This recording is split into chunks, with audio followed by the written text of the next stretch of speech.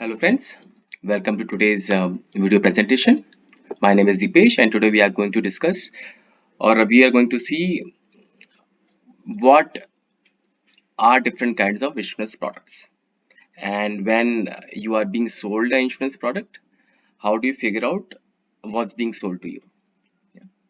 So many of us use insurance products not just for securing our family's financial future in your absence, but we also use insurance products to build wealth.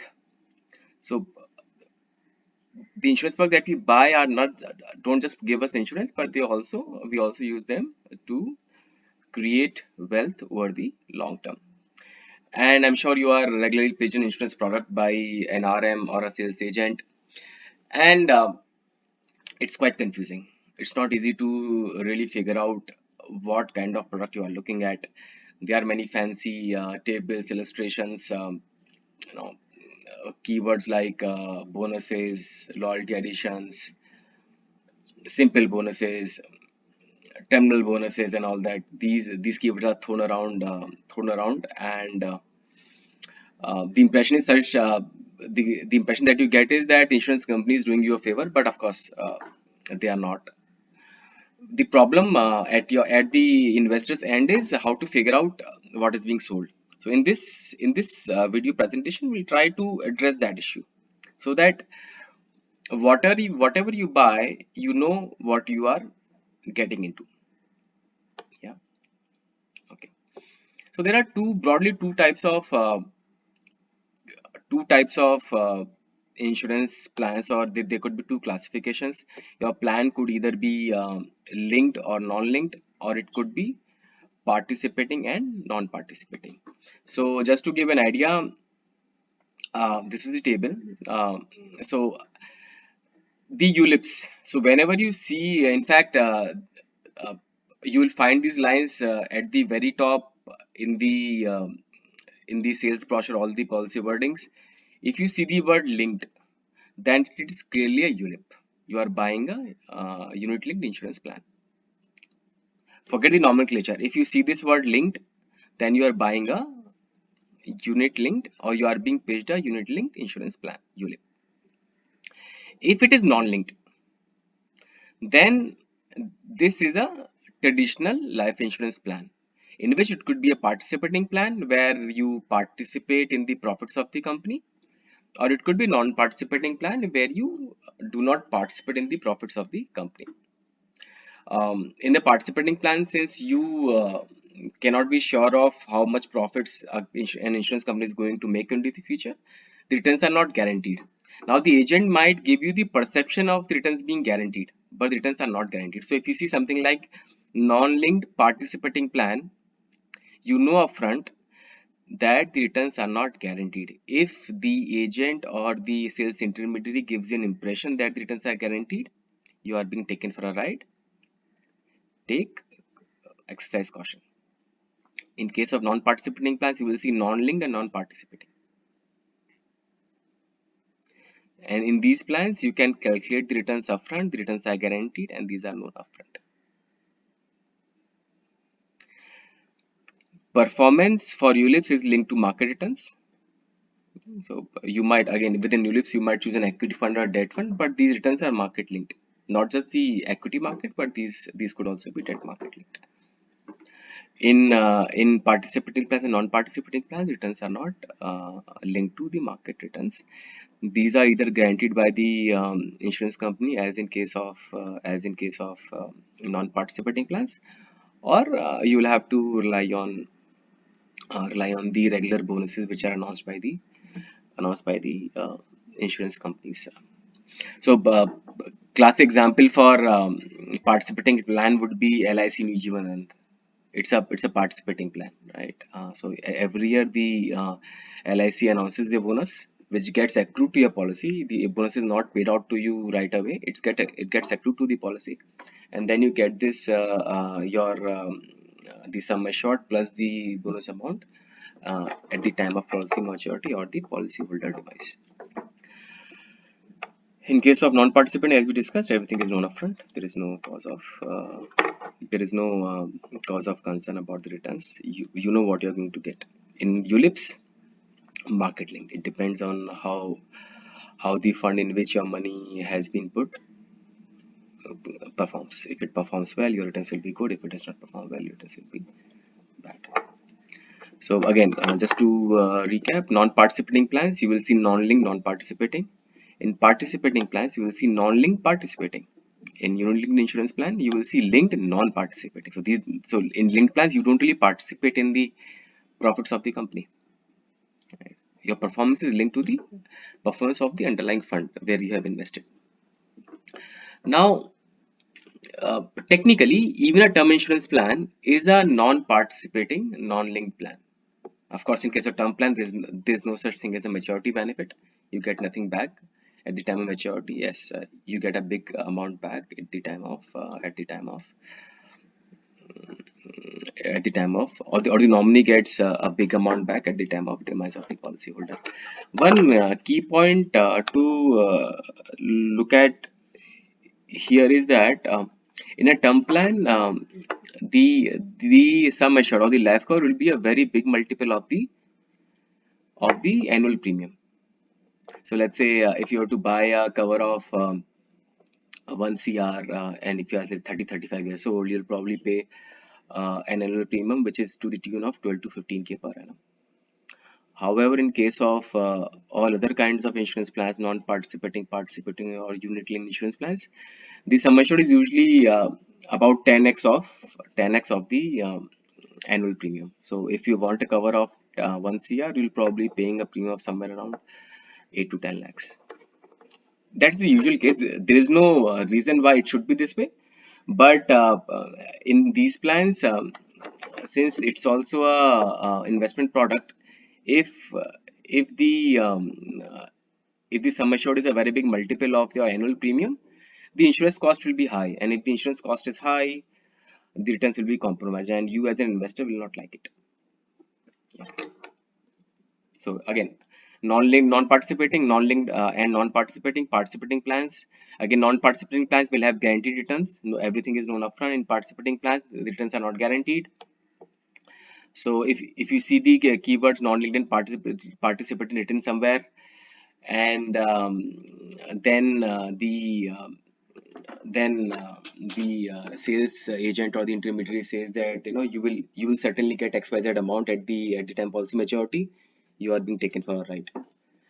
Excise this caution.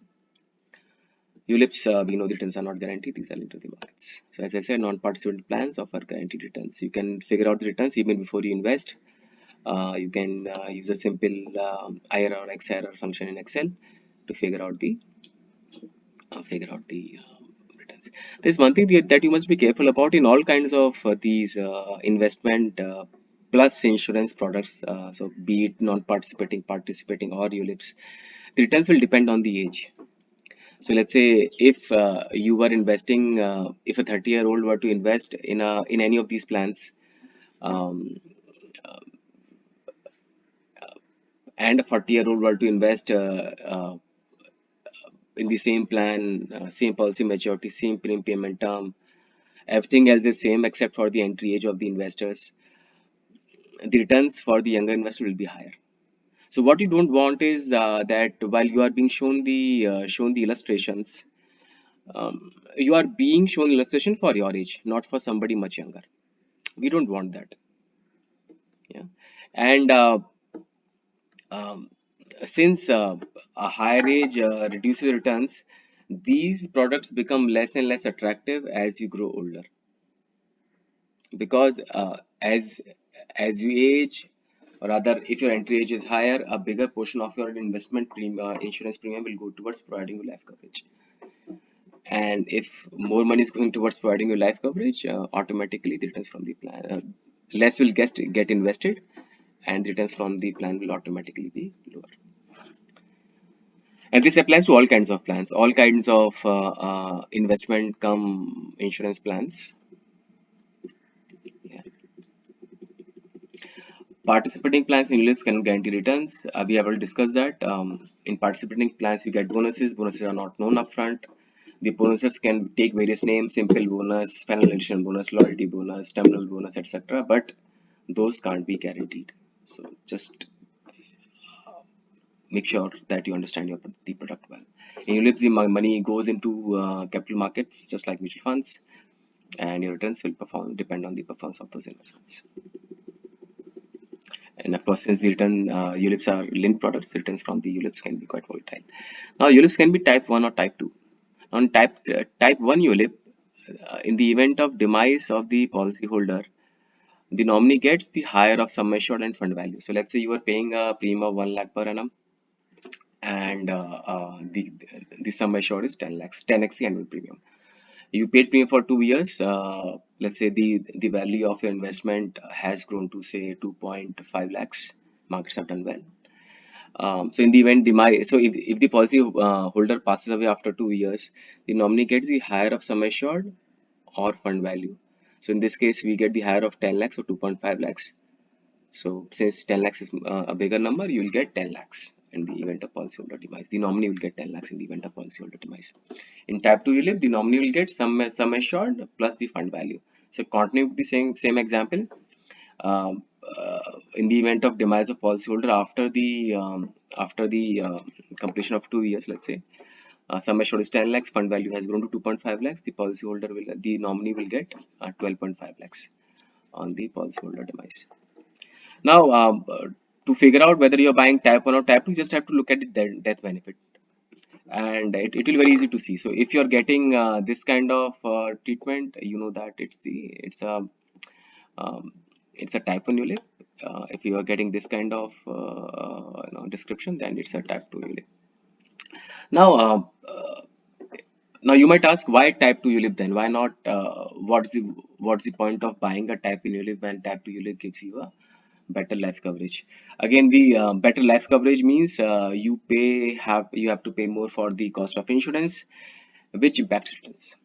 So everything else being same, if you are to buy a type 2 ULIP instead of a type 1 ULIP, you will end up with a lower amount at the time of maturity. Simply, the math is very simple. Since more money is going towards providing you life cover,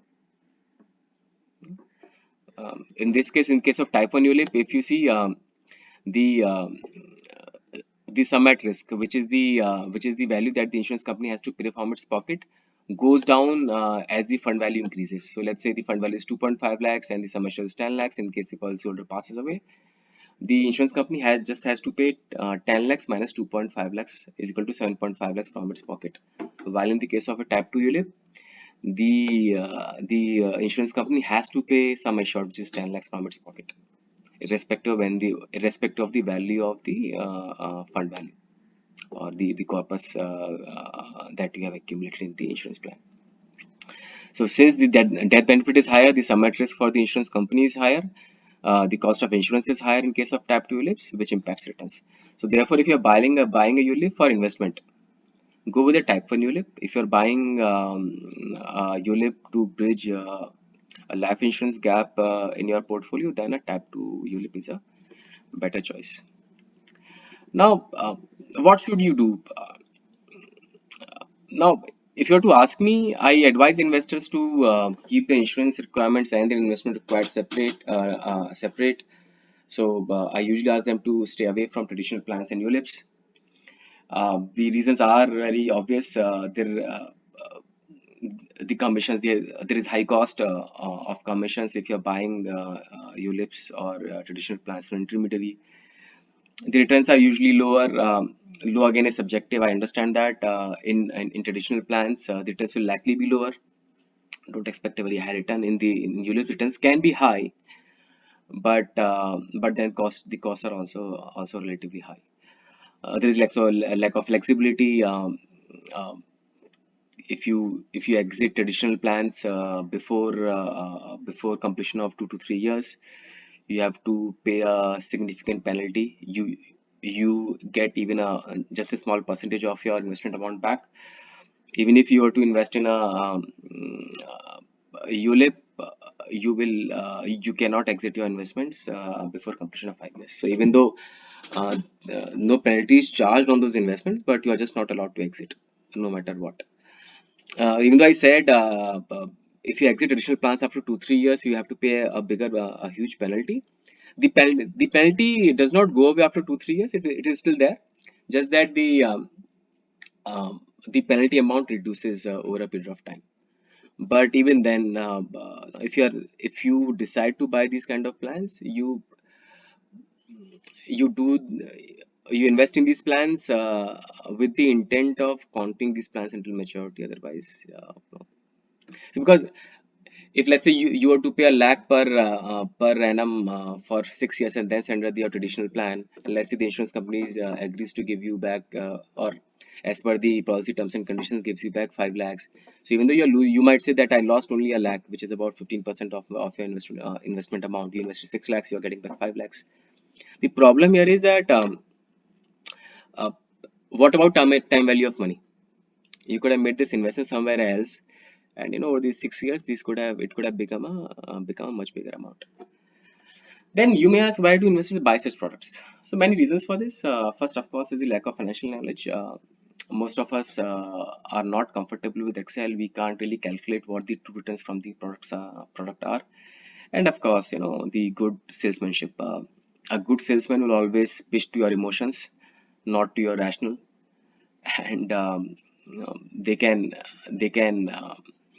give you hypothetical scenarios where it's very difficult for you to say no. So let's say if somebody were to say, sir, what if you were not around? What will happen? How will your family manage your daughter's education or son's education?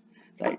So these are emotional appeals, which, unless you have really solid grounds to say no, you will struggle to say no. Still, I think it's not just that. There's much more to this. Why these kind of products are so popular? I think most investors seek comfort. They are not just looking at returns. They are looking at promises. They are looking at that comfort that, okay, if I invest this much money, I'll get, if I invest X every month or every year, I'll get Y every year for life or for next 20 30 years. So just looking at the example, let's say a 50-year-old invests 2 lakhs per annum for the next 10 years, and he gets 2 lakhs per annum from the age of 60 until 90. Now, if you do not look at the returns or anything, if you don't calculate returns on your own, this looks like a decent proposition, right? You pay for 10 years and then you get for 30 years. But if you calculate the IRR for this product, it's only 6.3%. Right now, you might say that you do not know of other products which give you 6.3%, but it's not about returns. I mean, the reason why you are making this choice or why you're investing in this product, because you want that comfort of a guaranteed post-retirement income. Yeah, that's important. And for this peace of mind, many of us might be willing to settle for suboptimal returns. I'll give you another example. Let's say, let's say you have kids and you are planning for their education. Um, Now, you worry that if something were to happen to you, how would their education continue? One of the ways that I recommend to a number of investors is that you could buy a term insurance plan. Fine. So it looks fine. It's fine with me. But from their point of view, they might be unsure how, if the money will be invested, or the money will be invested properly in their absence. So let's say the investor buys an insurance of 1 CR, the family gets the 1 CR after his demise. But will the family invest this money properly? Now, clearly, this does not give him peace of mind. Yeah. However, if there were a product, even though it were to give suboptimal returns, but if it mentioned that, okay, you invest 1 lakh per annum with us for next 18 years, yeah, we will ensure that rupees 1 lakh gets invested on your behalf into the plan, whether you are alive or not. And from the 18th year until let's say next 10 or 15 years, your daughter will get 3 lakhs per annum. Yeah. Now, this is something which a lot of us can relate to. So you know that, okay, I'm investing 1 lakh per annum. No matter what happens to me, my daughter will get 3 lakhs per annum after she turns 18 for the next 15 20 years.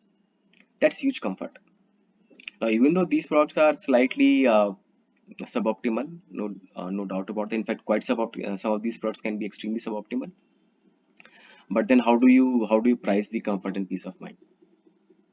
So even though I'm not okay with this comfort approach to investments, but uh, I respect the judgment of such investors. Yeah. And but however, no matter what you do, you must still understand what you're buying. So what you don't want is that um, you don't buy a participating plan which has non where the returns are not guaranteed, thinking it's a non-participating plan, which is a guaranteed return plan. Or you buy ULIP thinking it's a participating plan, or a participating plan thinking it's a ULIP. Those kind of mistakes must not happen. Yeah. So uh, and do not buy and understand that ULIP is market linked, right? It's not a low, it will not be low volatility product, right? So do not buy ULIP when you want a stable, albeit low return or low volatility product. A participating plan might be better choice. So what you choose is your choice. So my suggestion is that you stick with a term plan, right, and keep your investments and insurance separate.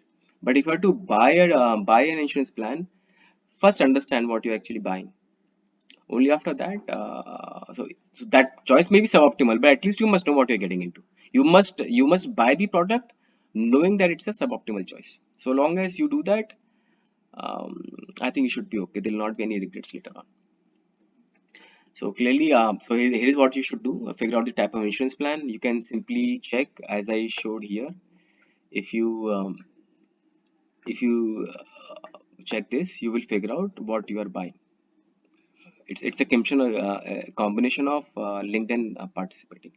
So non-linked, non-participating, and likewise. Um, do the participant link check, as I said.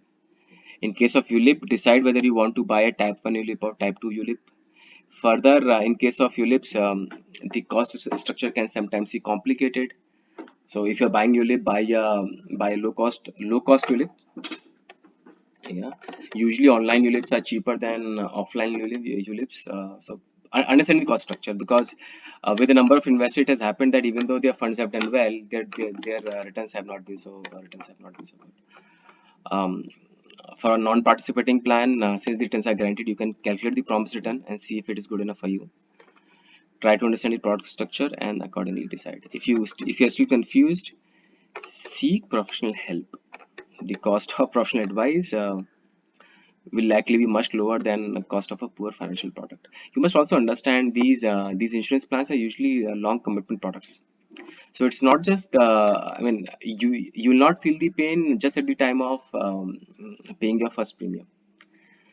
This will be a recurring pain if you get this wrong. So if you cannot make your choice, if you can't decide between different kinds of insurance products, or if you can't figure out if what you are planning to buy is a good product or not, seek professional assistance from a SEBI registered investment advisor. Great. Thanks for watching this video. If you have any questions or queries, please let me know in the comments section. And yeah, thanks for watching.